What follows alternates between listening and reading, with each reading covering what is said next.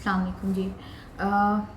आज हम बात करेंगे कि बड़ा क्विक इस चीज़ के ऊपर बात करेंगे कि इटली में जो आपका जेस्टेशनल डायबिटीज़ होती है ना, औरतों को प्रेग्नेंट वुमेन जो होती हैं उनको 19वें हफ्ते से लेके 24वें हफ्ते के बीच में जेस्टेशनल डायबिटीज़ होने के चांसेस बहुत ज़्यादा होते हैं। तो इटली में इन इन हफ्तों के बीच में हमेशा आपकी जो गायनाकोलॉजिस्ट होती है वो आपको ये टेस्ट लिख के देती है।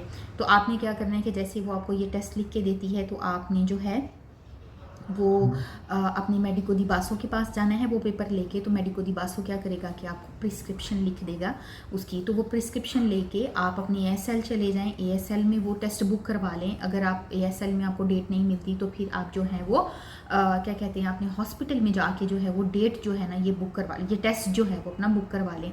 तो जो आपकी टेस्ट की डेट होगी उस डेट को आप वहाँ पे जाएं। तो आपने जिस सुबह आपने ये टेस्ट देने के लिए जाना है उस शाम में, उससे पिछली शाम में आप कोशिश करें कि आप 7-8 बजे या 9 बजे के बाद कुछ ना खाएं, ठीक है। आप फास्टिंग बिल्कुल करें और आपने खाली पेट जो है वो सुबह जो है वो उन लोगों के पास जाना है, ठीक है। नॉर्मली कहा जाता है कि अगर आप पानी वगैरह पी लें, और मुझे पता है ये बहुत मुश्किल काम है कि जब आप प्रेग्नेंट हो रहा आपने 11-12 घंटे या 10 घंटे मिनिमम जो है या 8 घंटे जो है वो आपने कुछ नहीं खाया, लेकिन नॉर्मली पानी वगैरह कहा जाता है कि आप पानी वगैरह पीने से कुछ नहीं होता, ठीक है। तो जब आप वहाँ पे चली जाएंगी तो इटली के अंदर ये प्रोसीजर है कि वो आपका सबसे पहले फास्टिंग का सैंपल कलेक्ट करते हैं, है ना, खाली पेट का। उसके बाद हमारे यहाँ पे जो नॉर्मली पाकिस्तान या इंडिया के अंदर जो है वो जो चलती है प्रैक्टिस जो चलती है वो ये होती है कि खाना आपसे कहा जाता है कि जी आप खाना खा के आएँ, ठीक है। तो यहाँ पे ऐसा नहीं होता, आपसे ये नहीं कहा जाएगा कि आप खाना खा के आएँ, ठीक है।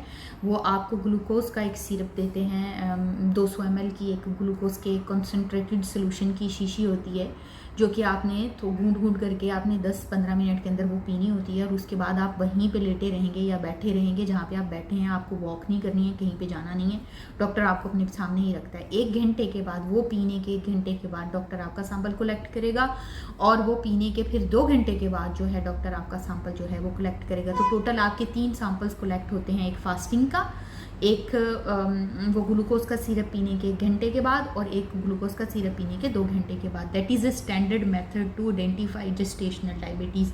तो उसके बेस के ऊपर जो है आपके रिजल्ट्स आते हैं, ठीक है। नॉर्मली आपका जो फास्टिंग के रिजल्ट्स होते हैं वो आपके 90 से नीचे, 90 और लेस देन 90 आपकी शुगर आनी चाहिए। और जो आपका 1 आवर का रिजल्ट होता है that should be less than 140 या 140 से नीचे होना चाहिए। और जो आपके 2 आवर्स के होते हैं that should be less than 120 और लेस देन 120, ठीक है।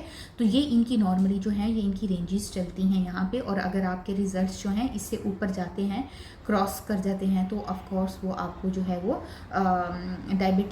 जेस्टेशनल डायबिटिक डायग्नोस करते हैं। अब तक के लिए इतना ही है। अल्लाह हाफिज़।